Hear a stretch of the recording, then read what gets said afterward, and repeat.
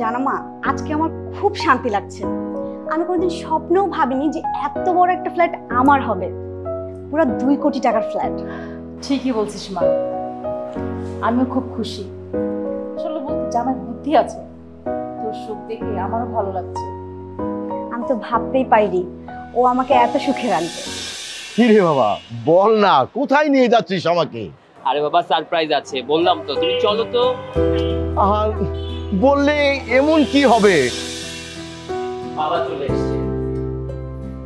তোমরা একসাথে চলে আসছো? আসসালামু আলাইকুম। ওয়ালাইকুম আসসালাম। এই যে বৌমা, দেখো তো সারা রাস্তা খোকাকে আমি জিজ্ঞেস করলাম কি সারপ্রাইজ কি সারপ্রাইজ, ও আমাকে বললোই না। আচ্ছা বৌমা তুমি বলো তো, হ্যাঁ কি সারপ্রাইজ? মানে আমি না শোনা পর্যন্ত আসলে বলো। বাবা, আপনি বুঝতে পারছেন না আপনার ছেলে আপনাকে কি সারপ্রাইজ দিবে বলে নিয়ে আসছে? এই যে ফ্ল্যাটটা দেখছেন না, এটা আপনার ছেলে কিনেছে। এই ফ্ল্যাটটা এখন আমাদের ফ্ল্যাট, আর আপনি এখন থেকে আমাদের সাথেই থাকবেন। কি বলছো? এই ফ্ল্যাট তোমরা কিনেছো? হ্যাঁ বাবা, এই ফ্ল্যাটটা আমাদের, পুরো 26 স্কয়ার ফিটের ফ্ল্যাট। সব মিলিয়ে প্রায় 2 কোটি টাকা পড়েছে বাবা। বাবা তুমি খুশি হওনি? না। কিন্তু আমি তো জানি সন্তানের উন্নতি হলে বাবা মাই সবচেয়ে বেশি খুশি হয়। আমি খুশি হতে পারলাম না। কেন বাবা? কারণ আমার ছেলে মাত্র 40,000 টাকা স্যালারি পায়, মাত্র 40,000 টাকা। এই 40,000 টাকা দিয়ে তোর সংসার খরচ, তোদের দুজনের খরচ, ফ্ল্যাট ভাড়া, এত কিছু দিয়ে সেই ছেলে 2 কোটি টাকা দিয়ে ফ্ল্যাট কিনে। এটা তো অবিশ্বাস্য। নিশ্চয়ই তুই অবৈধ পথে তুই টাকা ইনকাম করিস। না না বাবা, একদম চুপ। আরে বিয়ে সাহেব, আপনি জামাইকে কেন ধমকাচ্ছেন? আজকাল এরকম এটা তো হয়েই থাকে। আপনি চুপ করুন বিয়ান সাহেব। আমার ছেলেকে আমি সেই শিক্ষা দেইনি।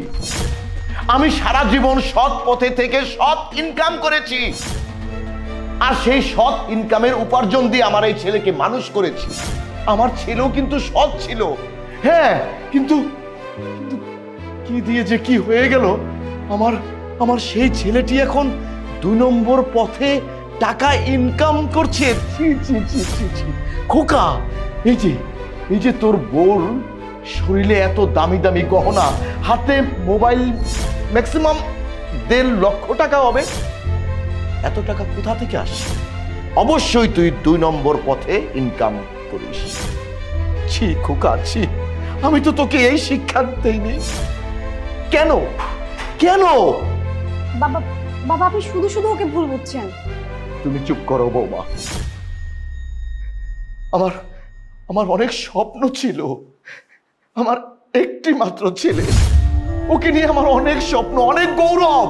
আমার এই খোকাকে নিয়ে আমি অনেক গৌরব করতাম, কিন্তু আমার খোকা এখন সেই খোকা নেই।